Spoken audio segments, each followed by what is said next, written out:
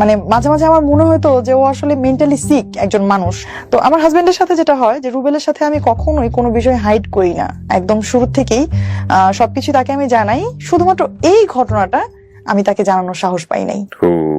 তো হঠাৎ করে একদিন আমি যে নতুন স্কুলে পড়ি সেই স্কুলে দেখি হচ্ছে আমাকে নিয়ে খুব কানাঘুষা চলছে এবং আমি এটা মানে বুঝতে পারতেছিলাম না যে কি হচ্ছে। সবচেয়ে ইম্পর্টেন্ট যে সময়টা, আমি যে ডিসিশনটা আমি একা একা তখন নিতে যাচ্ছিলাম, যেটা বাবা মায়ের নেয়ার কথা, ওই ডিসিশনটা তখন আমি আসলে ইমেচিউর ভাবেই আমি তখন নিয়ে ফেলি। একটা আমার বিষয় আমি হাইড করতে গিয়ে আমি তার চেয়ে অনেক বড় একটা বিষয়ের জন্ম দিয়ে ফেলতেছি।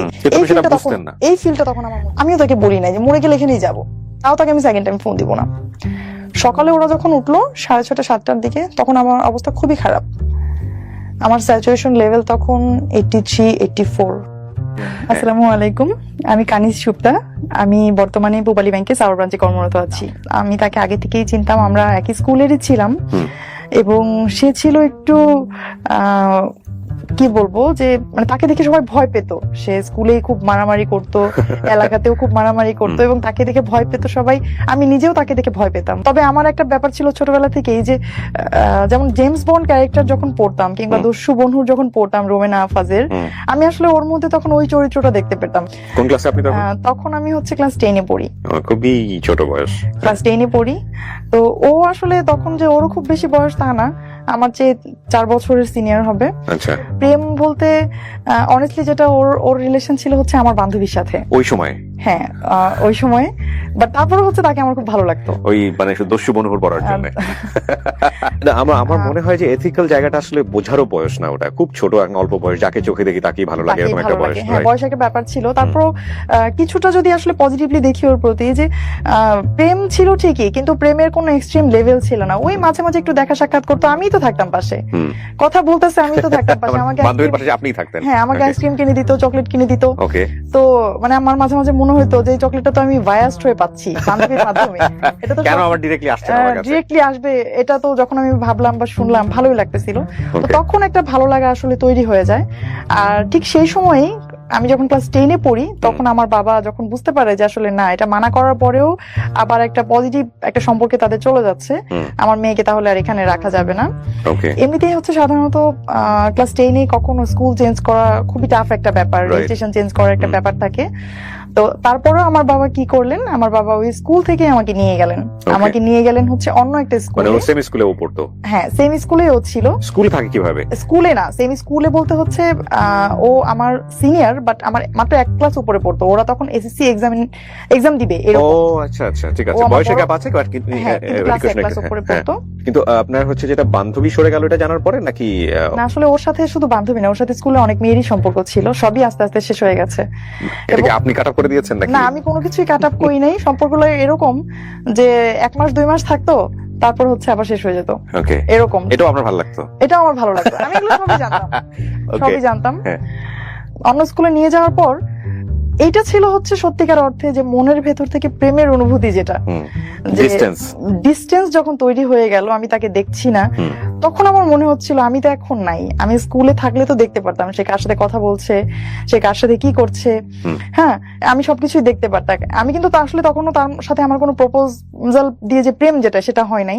ওই সাইড থেকে কি কোনো নকটক ছিল যে না তোমাকে আমার ভালো লাগে? ওর থেকেও ছিল না। তো এতদিন যেটা ঘটতেছিল, এতদিন হচ্ছে ফ্যামিলি চাচ্ছিল যে কোনো ভাবে সেটা বন্ধ হয়ে যায়, এবং তখন পর্যন্ত কিন্তু আমার মধ্যে কোনো অনুভূতি ছিল না। বাট ফ্যামিলি যখন এটা বাদ দিয়ে দিল চিন্তা করা, আমার মধ্যে আসলে এটা তখন থেকে কাজ করা শুরু করছিল। একটু খোঁজ খবর নিতাম, আমার বিভিন্ন ছেলে ফ্রেন্ড ক্লাসমেট যারা আছে, যারা ওইদিকে যেত, আগের স্কুলের স্টুডেন্টদের সাথে যাদের কম বেশি কথাবার্তা হয়, তাদের কাছ থেকে আমি খোঁজ নেওয়ার চেষ্টা করতাম। আমি শুনতাম যে সে নতুন হচ্ছে আমার বান্ধবীর পরেও হচ্ছে তার আরেকটা প্রেম হয়েছে এবং সে হচ্ছে ওই সম্পর্কের মধ্যে দিয়েই যাচ্ছে। এবং না, আমার আসলে আমার কোনো রকমই লাগতো না। সে তো প্রেম করবেই, সে তো প্রেম কুমার। তখন বাই দ্য ওয়ে আমি একদিন একটা সুযোগ পাই যে আমার মামার মোটরসাইকেলটা নষ্ট হয়ে যায়। আমি যেদিন শুনি যে আমার মামার মোটরসাইকেলটা নষ্ট এবং আমাকে হচ্ছে হেঁটে যেতে হবে স্কুলে, এবং আমি আমার নানু বাসায় থাকতাম পরের স্কুলে পড়াকালীন সময়ে। তো আমি তখন কি করলাম, সকালবেলা আমি খুব দ্রুত একটা চিঠি লিখলাম খুবই ছোট একটা চিঠি লিখলাম। কার কাছে? চিঠি লিখলাম হচ্ছে ওর উদ্দেশ্যে। ওকে। একটা চিঠি লিখলাম। তখন পর্যন্ত ও জানে না যে আপনি ওকে পছন্দ করেন? না, তখন পর্যন্ত ও জানতো না। এটাই হচ্ছে সত্যিকার অর্থে প্রথম আমার দিক থেকে তার দিকে যাওয়া কোনো ভাইবস। Okay fine. তারপর চিঠি লিখলেন? তো আমি তখন চিঠি লিখলাম। কি লিখেছিলেন মনে আছে? চিঠিটা আসলে হ্যাঁ মনে অবশ্যই আছে, কারণ জীবনে প্রথম আসলে এত আবেগ নিয়ে চিঠি। আমি পুরো চিঠিটা বর্ণনা করব না, চিঠিটা পুরোটা বর্ণনা করলে হয়তো 5-6 লাইন, বেশি না। বাট আমি জাস্ট থিমটা এরকম ছিল যে আমি তোমাকে অনেক ভালোবাসি। আমি এটা কখনো বুঝতে পারি নাই। তুমি হয়তো প্রশ্ন করবা যে আমি না, আমি শুধু তুমি না, আপনি করে লিখছিলাম যে আপনি হয়তো প্রশ্ন করবেন যে আমি আপনাকে কেন স্কুলে থাকাকালীন সময় কেন কখনো বলি নাই। আসলে তখন আমার মধ্যে এই অনুভূতিটা তৈরি হয় নাই। আর আমি জানি আপনি এখন ওই যে মেয়েটার কথা আমি শুনেছি, ওইটার নাম মেনশন করলাম, ওই মেয়েটার ওনার নাম মেনশন করে বললাম যে আমি এখন জানি আপনি ওই আপুর সাথে আপনার একটা অ্যাফেয়ার আছে। আপনি কোনো সমস্যা নাই, আমি জাস্ট আপনাকে জানাইলাম যে আমি আপনাকে ভালোবাসি। Very interesting. আপনার পরিচয় বললেন?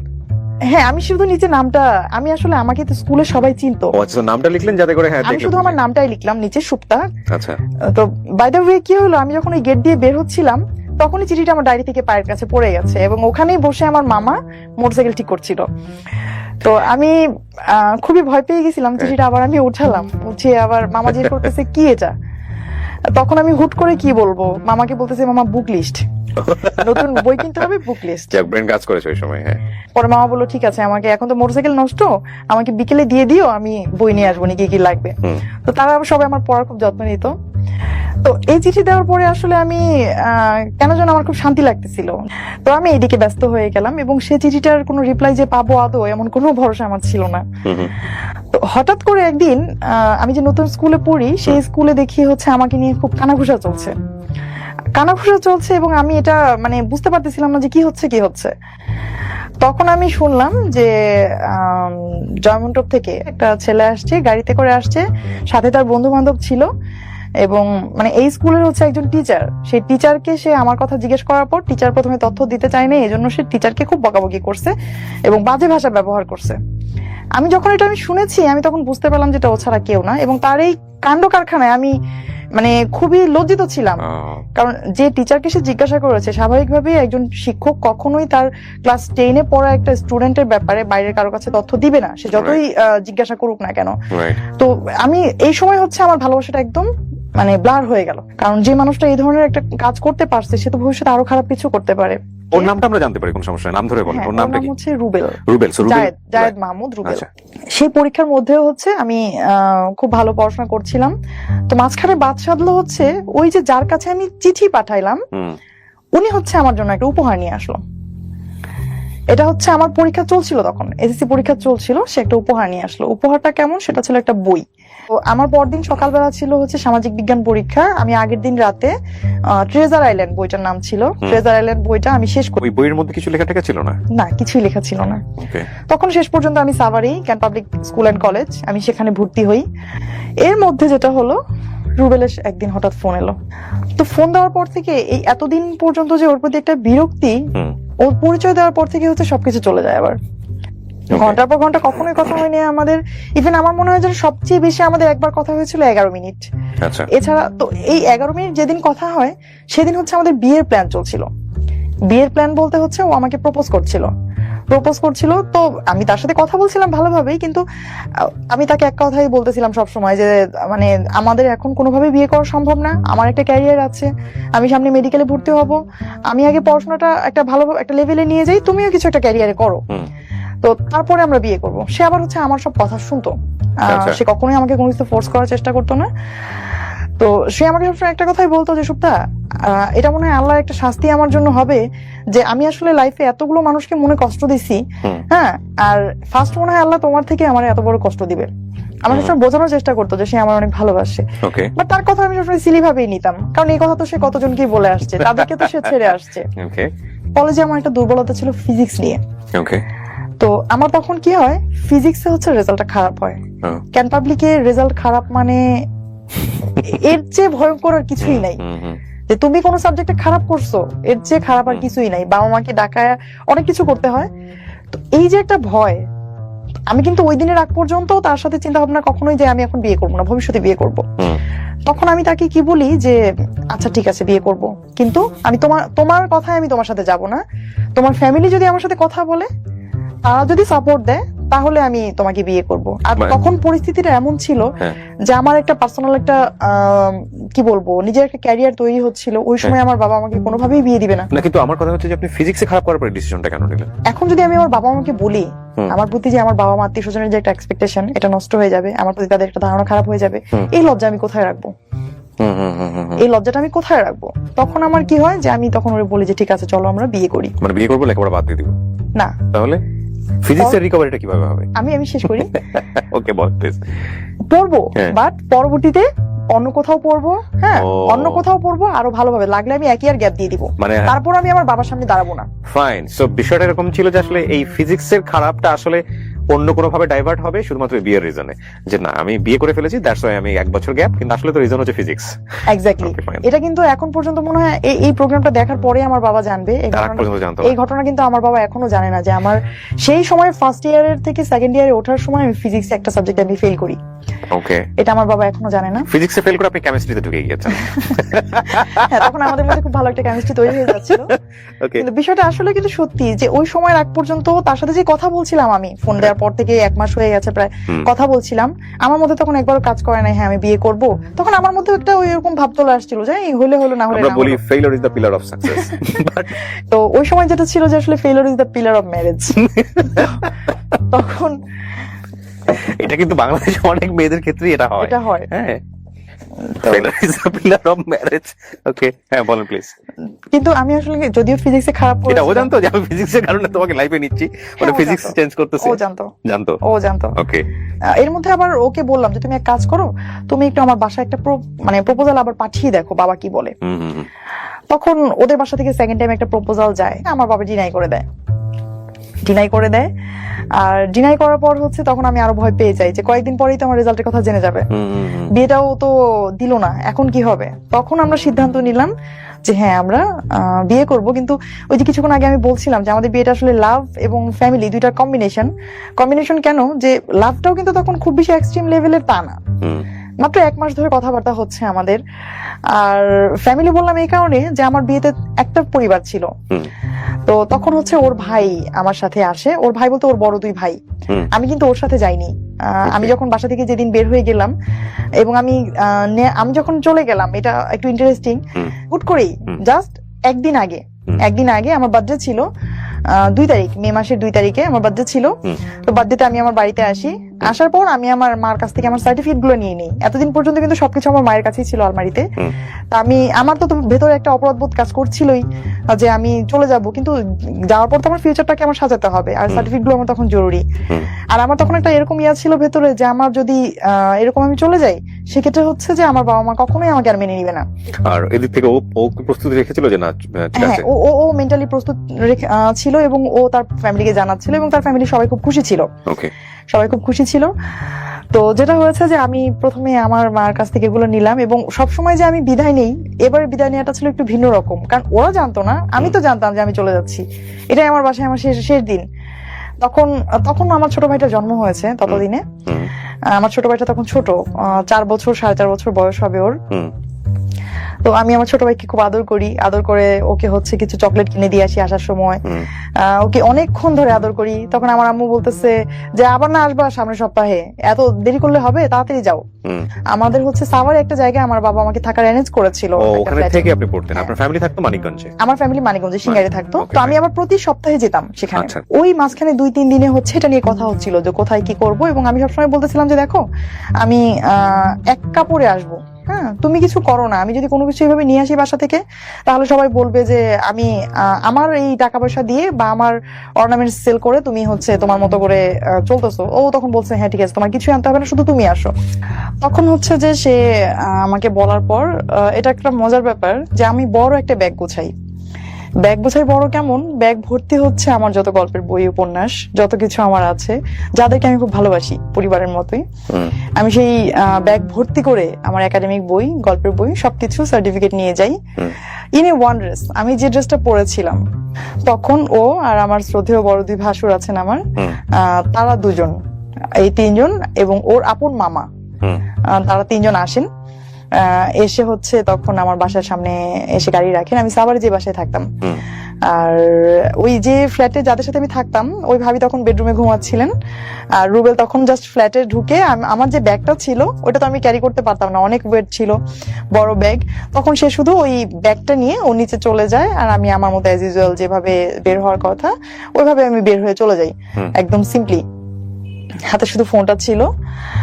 তখন হচ্ছে গাড়িতে ওঠার পর ফোনটা আমি সুইচ অফ করে দিই। তো এই হচ্ছে আসলে কি বলবো, আমার লাইফের সবচেয়ে ইম্পর্টেন্ট যে সময়টা, আমি যে ডিসিশনটা আমি একা একা তখন নিতে যাচ্ছিলাম, যেটা বাবা মায়ের নেয়ার কথা, ওই ডিসিশনটা তখন আমি আসলে ইমেচিওর ভাবেই আমি তখন নিয়ে ফেলি। আমার পরীক্ষার রেজাল্ট খারাপ করব এটা বললে বাবা মা কষ্ট পাবে, এই যে ভয়টা, আসলে ওই ভয়টা থেকে তখন আমার বের হয়ে আসা উচিত ছিল। কারণ আমি যদি ওরকম বলতে পারতাম, হয়তো আমার বাবা একদিন যেতেন টিচারের সাথে কথা বলতেন, এর চেয়ে বেশি কিছু হতো না। হয়তো আমার লাইফের অ্যাটলিস্ট একটা বছর নষ্ট হইতো না। যে ডিসিশনটা আমি নিয়েছিলাম একটা বছর পরে আমি আবার নতুন কোনো ইয়েতে ভর্তি হব, সেখানে ভালো পড়াশোনা করব, এই ফিল্ডটা ঢাকে। বাট একটা ওই যে একটা কথা আছে না, যে জ্বলন্ত চুলা থেকে গরম তেলের মধ্যে লাফ দেয়া, বা গরম তেল থেকে জ্বলন্ত চুলায় লাফ দেয়া, এরকম একটা ব্যাপার ছিল যে আমি একটা আমার বিষয় আমি হাইড করতে গিয়ে আমি তার চেয়ে অনেক বড় একটা বিষয়ের জন্ম দিয়ে ফেলতেছি।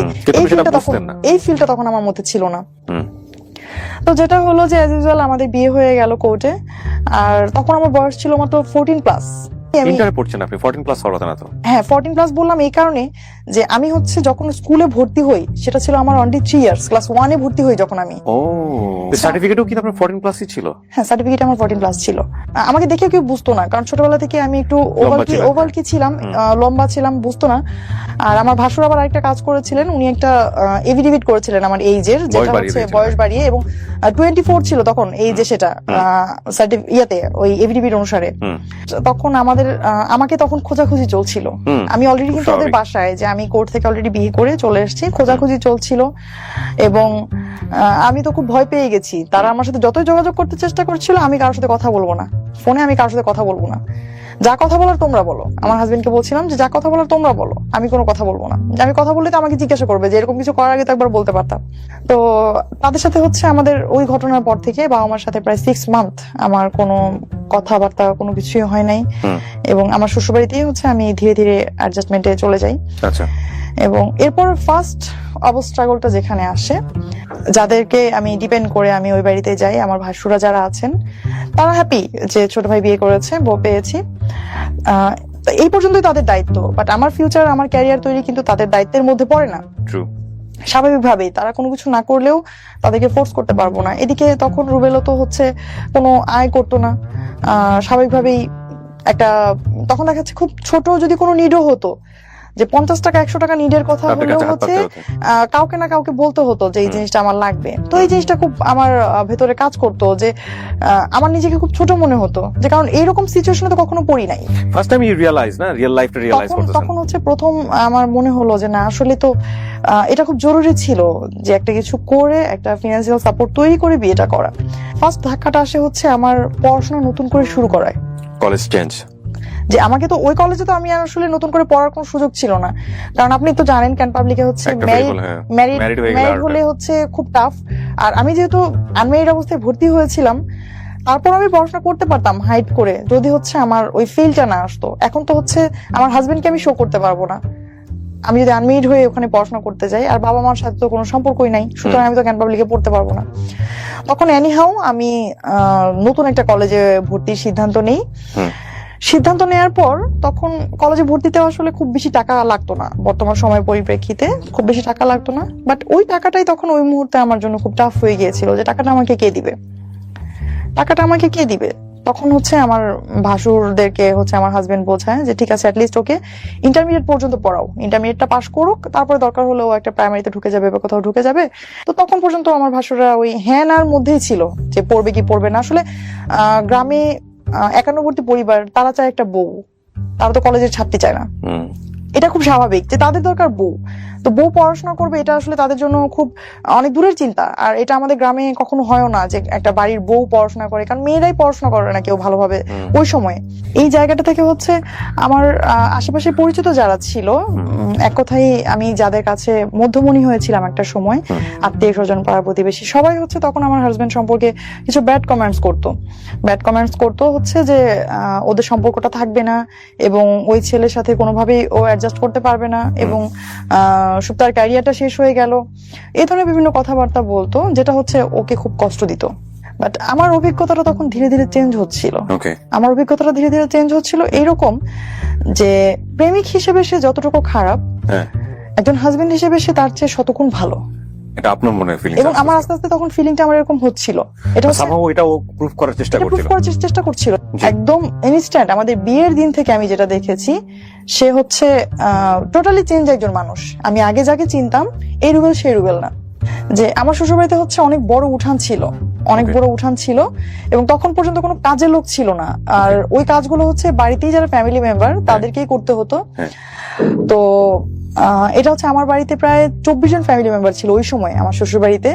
এবং এদের যে রান্না বাড়ার একটা ব্যাপার, এদের খাবারের পর হচ্ছে থালাবাটি ধোয়ার একটা ব্যাপার, এগুলো কিন্তু অনেক বড় প্রেশারের একটা বিষয় এবং এগুলো সব নিজেরাই করতে হতো। ওই সময় কিছুদিন কাজের লোক ছিল না। তো যেটা হয়েছে যে এগুলো করতে গেলে তো স্বাভাবিকভাবে আমার পড়াশোনা হবে না। তখন কি ও পড়াশোনা মোটামুটি কি বন্ধ করে দিয়েছে? একদম ও পড়াশোনা বন্ধ করে দিয়েছে। ইন্টার থাকতেই মোটামুটি ড্রপ করে ফেললো নাকি? না, এসএসসি পরেই ও আর পড়াশোনা করতে পারেনি আমার জন্যই। তাহলে চিন্তা করে দেখেন, এখানে একটা ভয়ঙ্কর রকমের ডাইমেনশন আছে। সেটা হলো যে সে এসএসসির পরে পড়েনি, এরকম একটা সময় সে বিয়ে করেছে। এই বাসাতে পড়াশোনার কালচারটা মেয়েদের ক্ষেত্রে সাধারণত বাংলাদেশের সামাজিকতা যেরকম হয় গ্রাম বাংলাতে ওরকমই, যে বাড়ির বউ এত পড়াশোনা করে কি করবে। আবার এখানে আরেকটা কমপ্লেক্সিটি গ্রো করার একটা ব্যাপার আছে, সেটা হচ্ছে হাজবেন্ড এসএসসি পড়াশোনা করছে না, মেয়ে তখন ইন্টারমিডিয়েটে পড়ছে এবং তাকে আবার ইকোনমিকের একটা ব্যাপার স্যাপার আছে যে সে যে সায়েন্সে পড়তো, সে সায়েন্সের সাবজেক্টগুলো প্রাইভেট পড়াতে পারবে না। সো পড়াশোনা বন্ধ হয়ে যাওয়ার জন্য যতগুলো রাস্তা ওপেন থাকার দরকার এখানে সবকিছু ওপেন আছে, কিন্তু ঘটনা কি ঘটেছে সেটা খুব ইন্টারেস্টিং। এবং আপনারা কিছুটা বুঝতেই পারছেন, কারণ উনি এখন পূবালী ব্যাংকে আছে, তার মানে উনি নিশ্চয়ই পড়াশোনা করেছে। গল্প আমাদের শেখানো না, গল্প আরো অন্য জায়গাতে, একটু মনোযোগ দিয়ে শুনতে হবে। বলেন প্লিজ। এবং বিয়ের পরে যে ফিনান্সিয়ালি ক্রাইসিসটা চলে আসে, তখন এমন একটা পর্যায়ে চলে আসে যে হয় হচ্ছে ওর এসএসসি পরীক্ষার এক্সামগুলোতে অ্যাটেন্ড করার জন্য টাকা জমা দিতে হবে, অথবা আমার কলেজে ভর্তি হতে হবে। সে বলে যে দেখো আমি তো ভালো স্টুডেন্ট না বেশি, আমি হয়তো পড়াশোনা করব কোনো রকম, আমার পড়াশোনাটা চলতে থাকবে, বাট তুমি তো ভালো স্টুডেন্ট, তুমি তোমার পড়াশোনাটা চালায় যাও। তখন সে আমার জন্য এই স্যাক্রিফাইসটা করে যে সে পড়াশোনা না করে সে আমার জন্য পড়াশোনার একটা অপরচুনিটি তৈরি করে দেয়। অথচ সে কিন্তু এটা বলতে পারতো, বা আমিও তাকে বলেছিলাম যে একটা কাজ করো, যে তুমি এসএসসিটা করো, আমি দরকার হয় একটা বছর আমি ওয়েস্ট করি, একসাথে আমরা কলেজে ভর্তি হব, ততদিন একটা ফিনান্সিয়ালি একটা সাপোর্ট আসতে পারে, এরকম প্রপোজ আমি তাকে করেছিলাম। বাট সে আমাকে বলছে না, আমি চাই না তোমার লাইফের সময় নষ্ট হোক, সে আমাকে এরকম বলতো। তো আমার হাজবেন্ড যেটা করতো, আমার যাতে কোনো ঝামেলা না হয় এবং আমাকে যেন কেউ পড়াশোনার জন্য বলতে না পারে যে ও কলেজে গেছে, এজন্য হচ্ছে আমরা বাড়িতে এই কাজটা হয় নাই। ও কি করতো, অন্ধকার থাকতে ফজরের আজানের আগে যখন কেউ উঠতো না, তখন উঠে সে হচ্ছে ওই উঠানটা ঝাড়ু দিত, পুরো উঠানটা। আমার হাজবেন্ড যে হচ্ছে সারা জীবন স্কুলে মেয়েদের পেছনে ঘুরেছে, যে হচ্ছে স্টেজে গান গেয়েছে, হ্যাঁ মারামারি করেছে, মানুষ তাকে দেখে ভয় পেত, সে এইরকম কাজ করতো আমার জন্য, যে কেউ দেখার আগে, যখন কেউ না দেখতো তখন হচ্ছে সে পুরো উঠানটা ঝাড়ু দিত। এবং সেই উঠানটাও কিন্তু অনেক বড়, প্রায় 45% জায়গার উপর আমাদের বাড়ি, চতুর্দিকে দোতলা এবং মাঝখানে অনেক বড় উঠান। এবং সেই উঠানটা অনেক বড়, এক কথাই সেই উঠানটা 1.5 বিঘার কাছাকাছি। এই উঠানটা ঝাড়ু দিতেও প্রায় 25 থেকে 30 মিনিট লেগে যায় স্পিডে ঝাড়ু দিলেও। তো সেই কাজটা সে করতো, আসলে অনেকটা স্কুলের মতোই দেখতে, চতুর্দিক থেকে দোতলা, হ্যাঁ চতুর্দিকে, এবং ডিজাইনটা অনেকটা স্কুলের মতোই, যে কোনো রুমের সাথে কোনো অ্যাটাচড বাথরুম নাই, একদম প্রত্যেকটা লাইনের শেষে হচ্ছে ওয়াশরুম, পুরোনো আমলে জমিদার বাড়ির মতো একটা। তো ওদের কিন্তু ফ্যামিলি ওয়েলদি ছিল, 1.5 বিঘা জমির উপর বাড়ি হলে ওয়েলদি হওয়ার কথা, এবং গ্রাম অঞ্চলে। কিন্তু ও হচ্ছে স্যাক্রিফাইস গুলো করতো, কারণ হচ্ছে ও পার্সোনাল কোনো ইনকাম ছিল না, এটা ওর মধ্যে খুব কাজ করতো, যে এটা নিয়ে যেন কেউ কিছু কখনো বলতে না পারে। তো সে যখন ওই উঠানটা ঝাড়ু দিত, এমনও হয়েছে কখনো যে আমি ঘুমিয়ে আছি, আমি জানি না সে যে উঠান ঝাড়ু দিচ্ছে, আমি জানি না। তো সে হচ্ছে এগুলো করতো, করে সকালে যদি কেউ জিজ্ঞেস করতো কে করছে, বলতো যে সুপ্তা কলেজে যাওয়ার আগে এগুলো সব শেষ করে গেছে। ওই যে বললাম যে আমি যখন স্কুলে ওকে চিনতাম যে সময়টাতে, সে সময়টাতে ছিল হিরোর মতো, কল্পনায় হিরোর মতো। তার স্টাইল ছিল অন্যরকম। হিরো এখন বাসন মাজছে, তার হিরো এখন গান ঝাড়ু দিচ্ছে। C this is the change. এবং এগুলো কিন্তু সংসার জীবনে খুবই গুরুত্বপূর্ণ। কেন বলছি, একটু সামনের দিকে যখন আমরা যাবো তখন বুঝবো আর কি। Ghibli ball please. কলেজে আসতে হচ্ছে মানিকগঞ্জ থেকে সাভারে জার্নি করে। আমি তখন কনসিভ করেছি। আর ওই সময়টাতেই হচ্ছে জার্নিতে একটা প্রবলেম ছিল। আমাদের সিঙ্গারি রোডে যারা মানিকগঞ্জবাসী যারা, তারা জানেন যে আমাদের সিঙ্গারের যে রোডটা, এটা কি পরিমাণ ভাঙা ছিল যে পুরো গাড়িটা একটা ভাইব্রেশন মুডে। আমি তখন হচ্ছে কলেজে আসতাম প্রতিদিন। তখন সে একটা সময় তার ব্যবসার পাশাপাশি সে কি করলো, সে একটা বাইক নিল। সে হচ্ছে আমাকে, এটা আমার জন্যই নেয়া, তার মানে ঠিকমতো পৌঁছে দেওয়ার জন্য। এবং সে বাইকটা নিয়ে শুধুমাত্র হচ্ছে আমাকে কলেজে পৌঁছে দিয়ে সে কলেজের বাইরেই দাঁড়িয়ে থাকতো। কেন? যে তাকে যদি আবার ফেরত যেতে হয় এই 15-20 মাইল জায়গা, সে যদি আবার যায়, তার বাইকে একটা তেল খরচ হবে অতিরিক্ত, আবার আমাকে আনতে হবে, আরেকবার তেলটা খরচ হবে। তখন সে কি করতো, ওইখানেই বসে থাকতো। তার কিন্তু নিজেরও তখন একটু ব্যবসা শুরু হয়েছে। সে ওইখানেও তার প্রচুর থাকা দরকার, তার কোনো কর্মচারী ছিল না, সবাই জানতো, কিন্তু ও হচ্ছে কখনো ফিজিক্যালি কারোর সাথে পরিচয় হতো না। এটা একদম মানে আমার আরো খারাপ লাগতো যে আমার কোনো বান্ধবী, বন্ধু, কোনো টিচার, কারোর সাথে তুমি কেন পরিচয় হও না? ওর একই কথা যে তুমি দয়া করে আমাকে কারোর সঙ্গে পরিচয় করাই দিবা না, পরিচয় করার যখন সময় হবে তখন আমিই বলবো হ্যাঁ আমাকে তুমি পরিচয় করাই দাও। তো সে তখনও যাইতো না। দেখা যাচ্ছে আমার টিচারও দাঁড়ায় আছে, সে দূরে দাঁড়ায় আছে, আমি তার সামনে কথা বলতাম না, কারণ হচ্ছে যে মানা করছিল যে তাকে যেন আমি কারোর সামনে প্রেজেন্ট না করি। টিচারটা চলে যাচ্ছে, তারপর আমি আবার তার বাইকে চলে যেতাম। মানে জাস্ট একটা গাছের তলায় মেইন রোডের পাড়ে সারাদিন গাড়ি যাচ্ছে, ধুলো যাচ্ছে, সে ওখানেই বসে আছে। আমি তাকে বলতাম মাঝে মাঝে যে পাশে নদী আছে, তুমি তো একটু ওদিকে ঘুরে আসলেও পারো। তো সে বলতো না, আমার ঘুরতে ভালো লাগে না, আমার বসে থাকতে ভালো লাগে। একটা মানুষ, আপনি চিন্তা করেন আপনি কতক্ষণ বসে থাকতে পারবেন, কয়দিন বসে থাকতে পারবেন? সে আমার প্রেগনেন্সির পুরো সময়টা সে হচ্ছে ওখানে বসে থাকতো। ইভেন বিলিভ করবেন না, একদম ছোট একটা বাচ্চাদের মতো, যে একটা মা যেমন তার সন্তানের পেন্সিল আছে কিনা, রাবার আছে কিনা, প্লে নার্সারিতে পড়ুয়া একটা বাচ্চার খেয়াল রাখে, ওই বাচ্চার কিন্তু কোনোদিন এটা ভাবতে হয় না আমার পেন্সিল নাই, আমার কলম নাই। ইভেন স্টিল আমি যখন সেই সময়টাতে পড়াশোনা করতাম, আমার কোনোদিন এটা মানে ওকে বলতে হয় নাই যে আমার একটা পেন্সিল লাগবে, একটা জ্যামিতি বক্স লাগবে, একটা খাতা লাগবে। সে সবকিছু চেক করে সময়ের আগে সে সবকিছু নিয়ে আসতো আমার জন্য। তো আমার হাজবেন্ড হচ্ছে আমাকে কখনো পরীক্ষার হল থেকে বের হয়ে কখনো জিজ্ঞেস করতো না আমাকে যে তোমার এক্সাম কেমন হয়েছে। আমি ওকে বলতাম যে আমি যে পরীক্ষা দিচ্ছি তোমার তো কোনো ফিল নাই। পরে বলতেছে কেন? আমি বলি আমি ফেল করলেও তোমার কিছু আসা যায় না, পাশ করলেও কিছু আসা যায় না। পরে বলে এরকম কেন বলতেছো? পরে আমি বলি যে এই যে আমি পরীক্ষা দিয়ে বের হই, তোমার কি কখনো মানে জানতে ইচ্ছা হয় না যে আমার পরীক্ষাটা কেমন হয়েছে? তখন সে আমার উত্তর দিল একদিন যে কষ্ট তো আমি করছি, এজন্য আমি জানি ফলাফল ভালো হবে। আমার ছেলেটার জন্য মা ছিলাম আমরা দুইজনই ধরতে গেলে। আমি হচ্ছে ওর বায়োলজিক্যাল মা, আর আমার হাজবেন্ড ছিল হচ্ছে ওর মেন্টালি বা ফিজিক্যালি বাবা। ও আসলে মায়ের দায়িত্বটাই পালন করতো, যে ওকে খাওয়ানো থেকে শুরু করে ওর যে ক্লিনিং এর একটা ব্যাপার থাকে, ওকে গোসল করানো থেকে শুরু করে। এখন হয়তো অডিয়েন্সরা অনেকেই ভাবতে পারে যে ও হয়তো কিছু করতো না এজন্য এটা করছে, আসলে তখন কিন্তু ও কিছু করতো। ওর নিজের বিজনেস দাঁড়িয়ে গেছে এবং সেখানে ওকে, ওর বিজনেস বলতে হচ্ছে ওর একটা খামার ছিল, এবং সেই খামারেও কিন্তু ওকে অনেক পরিশ্রম করতে হতো। প্রচুর পরিশ্রম করতে হয়। প্রচুর পরিশ্রম ছিল। ওর একটা মুরগির খামার ছিল, প্রচুর পরিশ্রম করতে, প্রায় 2500 মুরগির একটা খামার ছিল, এবং 2500 মুরগির টেক কেয়ার ও একা করতো। ওর কোনো হেল্পিং হ্যান্ড ছিল না। মানে পুরোটাই প্যারাডাইম শিফট বলে যেটাকে, মানে ইউটার্ন নেয়া, যে এরকম মানে শীষ দেওয়া রোমিও যার অনেকগুলো ব্যাকগ্রাউন্ড, ওখান থেকে পুরোপুরি একদম মানে 100% টার্ন করে একেবারে ফ্যামিলি ম্যান মানে কি, মানে একদম এ ক্লাস পাওয়া ফ্যামিলি ম্যান, যদি ওনার কথা আমরা বিলিভ করি। ওকে বলেন। তারপর মানে মাঝে মাঝে আমার মনে হতো যে ও আসলে মেন্টালি সিক একজন মানুষ, তা না হলে আসলে এইভাবে কেউ বাচ্চার টেক কেয়ার করতে পারে না। মানে বাচ্চার ব্যাপারে সে এত বেশি কনসাস ছিল যে বাইরে কেউ আসলে সে বাচ্চাকে মানে তার কোলে দিতে ইতস্তত বোধ করা, যে দেখা যাচ্ছে আত্মীয় স্বজন আসছে, বা গ্রামে তো এরকম থাকে যে ছোট বাচ্চাকে কেউ কোলে নিচ্ছে বা আসছে, সে দিত না। আবার সে আরেকটা কাজ করতো, যে আমি যখন হসপিটাল থেকে আমাকে বাসায় নেওয়া হয় বাচ্চার বার্থের পর, তো ওই অবস্থায় তো আসলে ছেলে মানুষ সাধারণত বাচ্চাদেরকে কোলেই নিতে একটু মানে হিমশিম খেয়ে যায়। তো আর এমনিতে তো ন্যাচারালি গ্রামে একটা বিলিফ থেকে যায় যে 40 দিন পর্যন্ত বাচ্চাকে কোথাও বের করা হয় না। আর সে যেটা করতো, ওই হসপিটাল থেকে আনার 2-1 দিন পরে, অর্থাৎ আমার বাচ্চার বয়স যখন 7 থেকে 8 দিন, তখন সে আমার বাচ্চাকে নিয়ে ঘুরতে যেত বাইরে। সে কোলে করে ড্রেস পরিয়ে সে ঘুরতে নিয়ে যেত বাইরে, এবং বাইরে সবাইকে নিয়ে দেখাতো যেটা আমার ছেলে। ডেকে ডেকে যেটা কিন্তু ওই দেখাতো। বয়সে একটা লজ্জা পাওয়ার ব্যাপার। এক্স্যাক্টলি, আমি এটাই বলতেছি যে সাধারণত এতটুকু মানুষ বাবা হয়েছে, এটা তো আসলে সে আরো একটু হাইড করে রাখে Hide করার স্বাভাবিকভাবে। তখন হচ্ছে আমি আইনে ভর্তি হই। Law-তে? হ্যাঁ, আমি লতে অনার্স করার জন্য ভর্তি হয়ে হচ্ছে প্রাইম বিশ্ববিদ্যালয়ে। ওকে, আমি বাসায় না থাকলে সে টেক কেয়ার করতো।